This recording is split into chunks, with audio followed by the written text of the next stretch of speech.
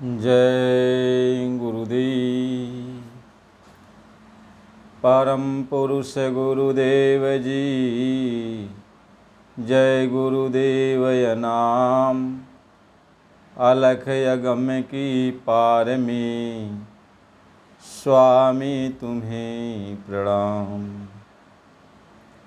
कोटि कोटि करूं वंदना, अरब खरब प्रणाम।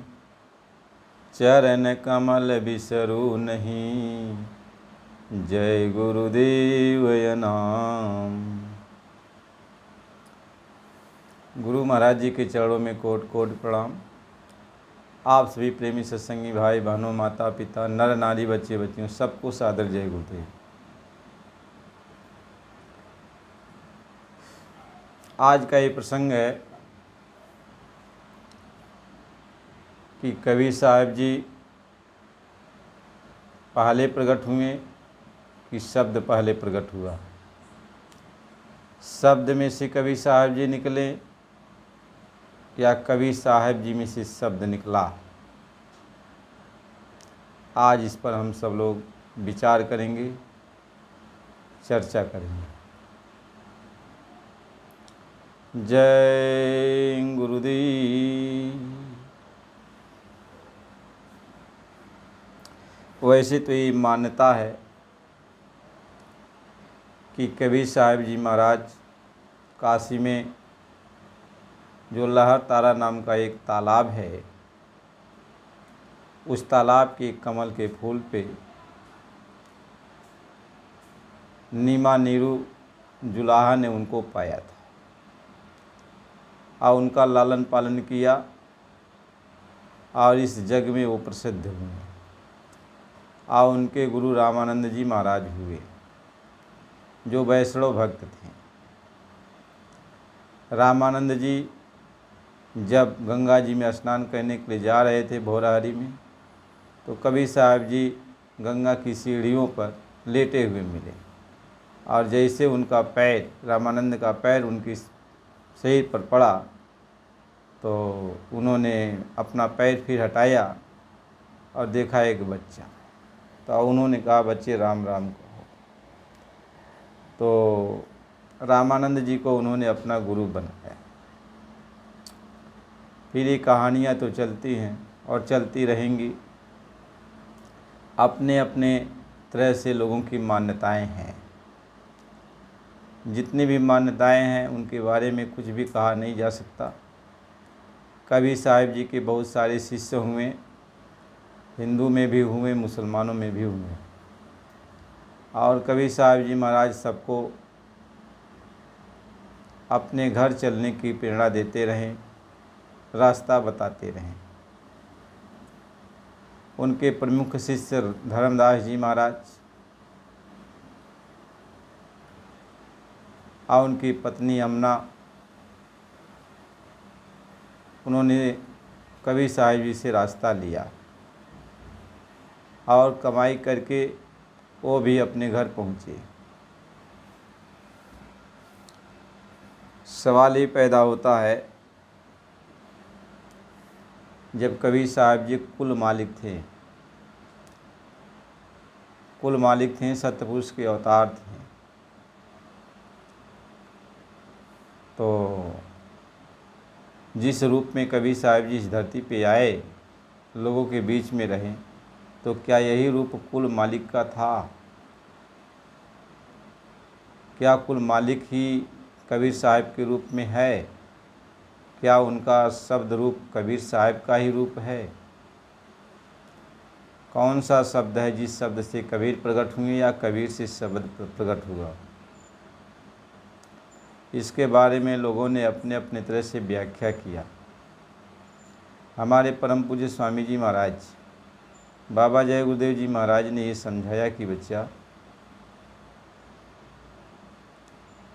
जब ये सब कुछ नहीं था, सब एक ही कुल मालिक के अंदर सभी लोग थे।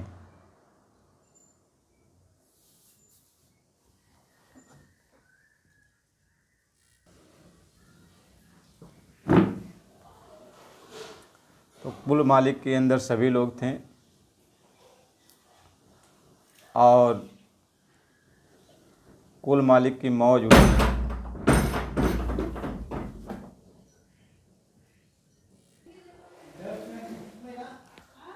तो कुल मालिक की मौज उठी तो उन्होंने रचना किया,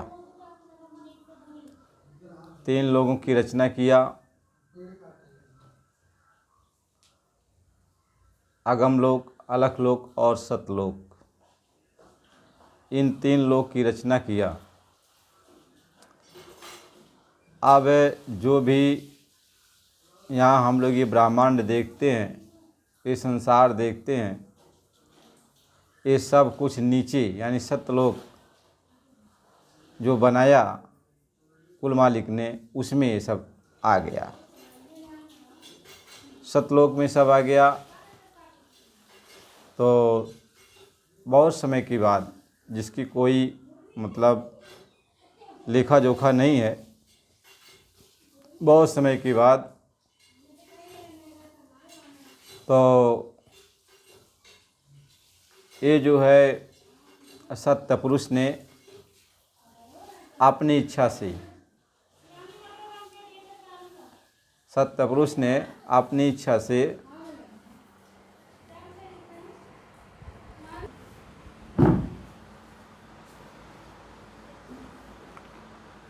तो सत्य पुरुष ने अपनी इच्छा से, अपनी मर्जी से उन्होंने अपनी आवाज़ निकाली। तो वो आवाज़ उनकी जो है बीन बांसुरी की तरह थी। सत्य पुरुष की आवाज़ जब निकली उनके मुख से, तो जैसे बीन बांसुरी लोग बजाते हैं, ऐसे ही उनकी आवाज़ बीन बांसुरी की तरह निकली। और यह बीन बांसुरी की जो आवाज़ अनंत ब्रह्मांडों को बनाई,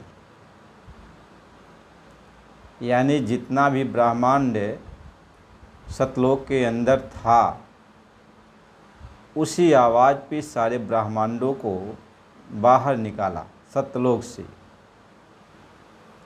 बाहर निकाला, और अनंतों ब्रह्मांड बन के बाहर तैयार हो गया।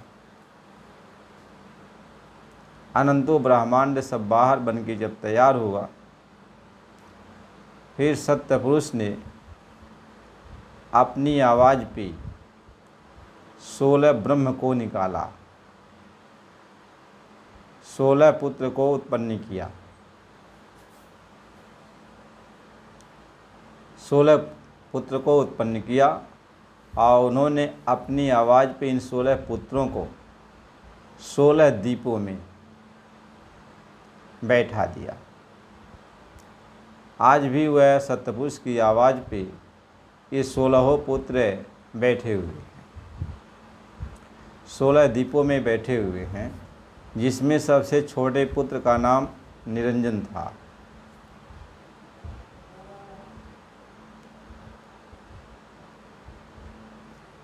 इन्हीं 16 पुत्रों ने बहुत समय तक अपने स्थान पर बैठे रहे, और जब ये लोग अपने प्रकाश को बाहर करते तो उजाला हो जाता, और जब प्रकाश को समेट लेते थे तो अंधेरा हो जाता था। इन 16 ने आपस में बात की कि यहाँ तो हम लोग जब अपनी प्रकाश बाहर करते हैं तभी यहाँ उजाला होता है, और प्रकाश जब सिमटा लेते हैं तो अंधेरा हो जाता है। तो चलो अपने देश चला जाए, यानी अपने देश सतलोक चला जाए। तो ये 16 अपने देश जाने के लिए तैयार हुए। तो जब जाने को तैयार हुए और जाने लगे, तो जो जैसे पंछी होती है, वो चाहे कि आसमान में हम उड़ें तो उसके पखने न हों, तो जब पखना नहीं होगा तो पंछी उड़ नहीं सकती, ऊपर जा नहीं सकती, पखने के सहारे ही जाती। तो उड़ने वाली यानी ऊपर जाने वाली जो ताकत थी इन 16 के अंदर से सत्यपुरुष ने निकाल लिया था। यानी उड़ने वाली जो ताकत थी वह सत्यपुरुष ने ले लिया था। ये लोग बहुत कोशिश किए ऊपर जाने के लिए, लेकिन ऊपर नहीं जा सके। नीचे तो जा सकते लेकिन ऊपर नहीं जा सकते। तो नीचे क्यों आएंगे? यदि नीचे उतर जाएं तो फिर नीचे जहाँ तक आ जाएंगे फिर वहाँ से फिर ऊपर नहीं जा सकते। जैसे पंछी जिस स्थान पर हो यदि उसके पखने कट गए हों और वह पंछी उसी स्थान से और नीचे चली जाए तो जिस स्थान पर से वह नीचे गई उस स्थान पर भी नहीं आ सकती। इसलिए जो ये 16 पुत्र हैं वो जो 16 द्वीपों में बैठे हैं वो जो है अपने स्थान से नीचे भी नहीं उतर सकते, आप ऊपर जा नहीं सकते। तो इन लोगों ने बहुत समय तक, थोड़ी समय तक नहीं बहुत समय तक, जिसका कोई लेखा जोखा नहीं है, अपनी जगह पर बैठ करके, क्योंकि वो वहाँ तो किसी को ये नहीं है पानी पीना है, खाना खाना है, भोजन करना है, ऐसा तो कोई बात नहीं। क्योंकि सब लोग तो शब्द स्वरूपी, शब्द आहारी, शब्द तो आ रहा, शब्द का ही आहार, अमृत का आहार लोग करते। तो इतना तपस्या किए ये लोग सत्य पुरुष की कि जिसका कोई गणना नहीं, बहुत तपस्या की। बहुत सारे लोग बताते हैं कि किसी ने बताया कि 70 युग तक, किसी ने बताया 71 चतुर्युग तक, 71 युगों तक। मतलब कहने का मतलब यह है लोग एक अंदाज़ा लगाते हैं, लेकिन बहुत समय तक इन सभी लोगों ने तपस्या किया। तो जब तपस्या किया तो सत्यपुरुष भगवान खुश हुए और पूछें कि अब क्या चाहते हो, हम तुम्हारी तपस्या से प्रसन्न हैं। तो 16 ने कहा कि प्रभु हमें तो आपने अपने देश से निकाल दिया, अब हम तो अपने देश जा नहीं सकती, तो हम अकेले यहाँ कैसे रहेंगे। तो सत्यपुरुष ने कहा तो क्या चाहते हो। तो इन 16 ने कहा कि प्रभु हमें आत्माओं का, यानी जैसे हम हैं तो आत्माओं का हमें भंडार दे दीजिए, यानी हमारा जो ये राज्य है, जो राज्य हमको आप दियो, पूरा राज्य सब खचाखच भर जाए आत्माओं से, तो इनके साथ हम रहेंगे तो हमें भी तसल्ली रहेगी। 16 ने यही मांगा। तो सत्यपुरुष ने कहा ठीक है, तो 16 को दे दिया। स्वामी जी महाराज ये समझाते कि जैसे समुद्र में से एक घड़ा पानी निकाल दो तो क्या फ़र्क पड़ता है, ऐसे समुद्र में से 16 घड़ा पानी जो है निकाल दिया गया तो क्या फ़र्क पड़ा। ऐसे 16 घड़े आत्माओं का निकाला, एक एक घड़ा इन सबको दिया, बराबर बराबर, कम बेसी किसी को नहीं दिया। ये आत्माएं कम बेसी किसी के पास नहीं, सबको बराबर दिया। सारे इन 16 ब्रह्मांडों में जो ये लोग हैं इन सब में आत्माओं को बराबर दिया। तो हम लोग छोटे जो इनके पुत्र हैं निरंजन भगवान, तो इन्होंने, इनको जब आत्माएं मिल गई, हम सारी सुरतें जब इनको मिल गई तो फिर ये अकेले बहुत समय तक फिर ये जो है सत्यपुरुष की आराधना की, तपस्या किया। तो सत्यपुरुष ने कहा कि अब आप क्या चाहते हो बच्चा। फिर प्रसन्न हुए तो कहें अब क्या चाहते हो। कहें पिताजी हे मालिक, हम यही चाहते हैं कि जो आपने हमें ये ब्रह्मांड दिया है और ये आत्माओं को दिया है, तो हम ये चाहते हैं कि हमें ऐसी आप शक्ति दे दीजिए, ऐसी ताकत दे दीजिए कि जैसे आपने इन लोकों की रचना किया है ऐसे मैं 3 लोक की रचना करूँगा, ऐसे मैं 3 लोक की रचना करूँगा।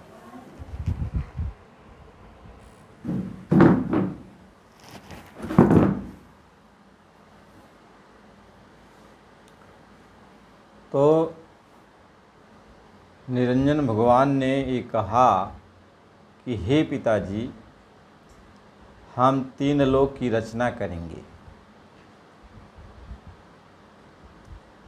तीन लोक की रचना करेंगे, हमें तीन लोक की रचना करने वाला मसाला दे दीजिए, ताकि हम तीन लोक की रचना करें। क्योंकि आपने जो ये रचना किया है, हमको ये ब्रह्मांड दिया है, हमको ये अच्छा नहीं लगता, हम स्वयं तीन लोक की रचना करेंगे।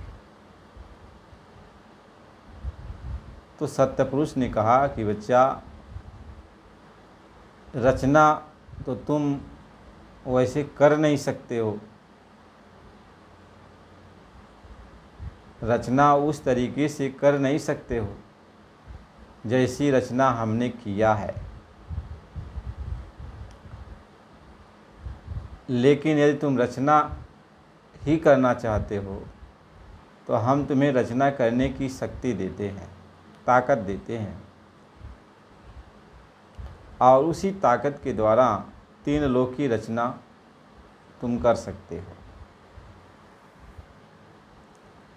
निरंजन भगवान ने ये कहा कि तीन लोक रचना मैं करूं, राज पाए ध्यान तुम धरूं। यानी हम तीन लोक की रचना करेंगे, हम तीन लोक के मालिक रहेंगे, उसमें आपका कोई दखल नहीं,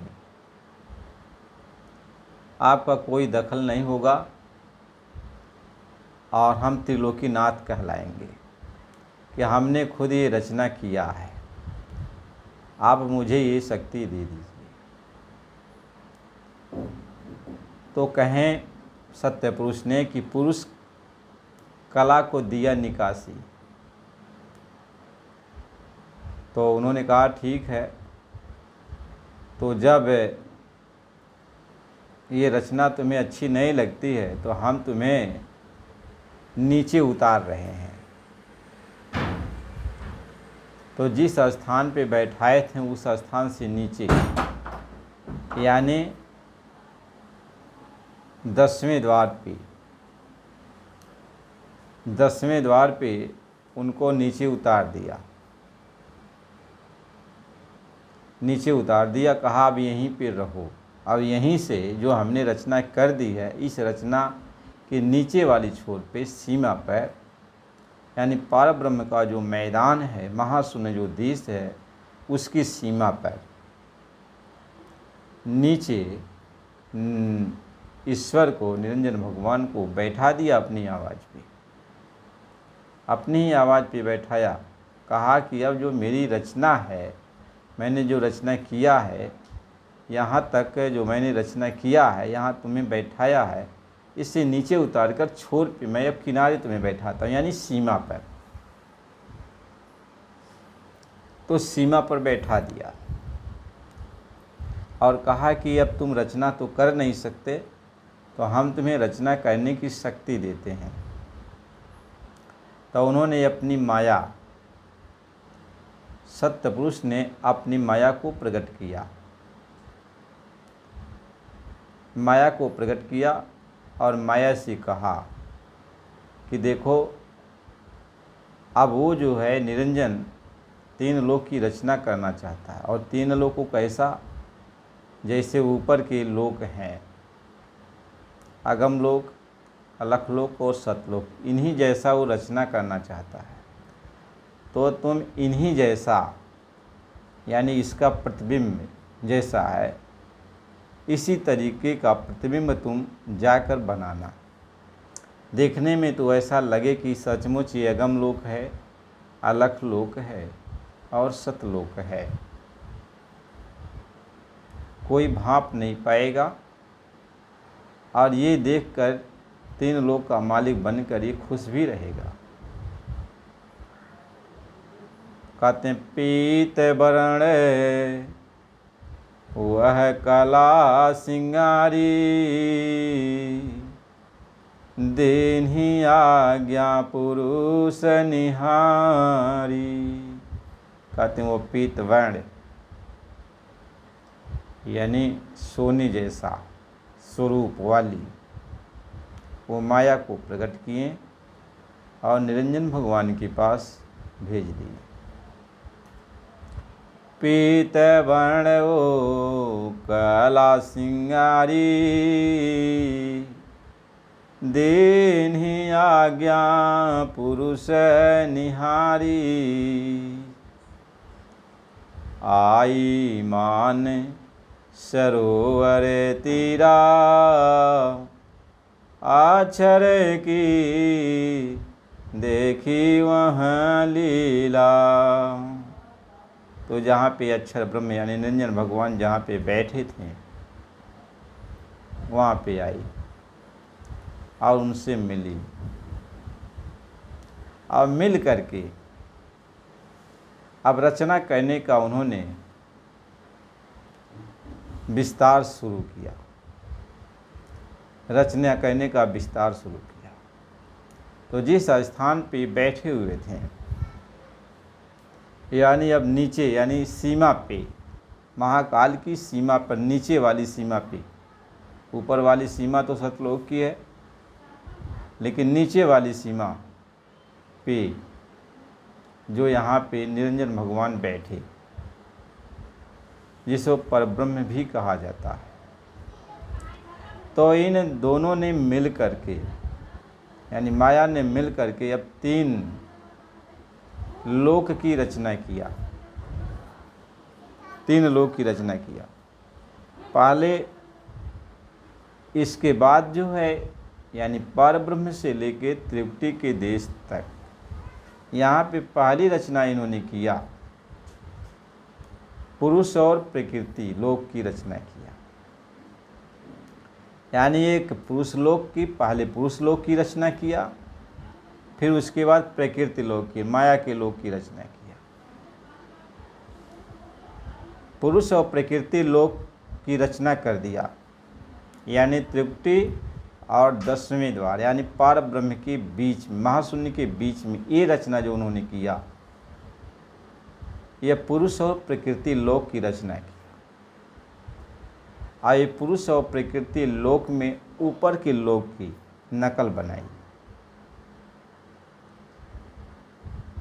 फिर पुरुष और प्रकृति लोक बना करके फिर नीचे, उसके नीचे फिर रचना किया ब्रह्म और माया की, ब्रह्म लोक की रचना किया। फिर उसके बाद उसके नीचे माया लोक की रचना किया। ये 2 लोक बना दिया। अब ये 2 लोक बन के तैयार हो गया। फिर उसके नीचे ईश्वर और माया की रचना किया, ईश्वर के लोक की यानी सूक्ष्म लोक की और माया के लोक की, ये रचना किया। ईश्वर के लोक की और माया के लोक की रचना किया। फिर यही 2 कला उतर कर, कहीं ये 2 कला उतर कर आई, और झझर दीप में आन समाई। अब ये जो है नीचे वाली जो माया और ईश्वर का लोक है, यानी यह 3 लोक तो बन के अब तैयार हो गए। इनको ब्रह्मांड कहते हैं, इनको ब्रह्मांड कहते हैं।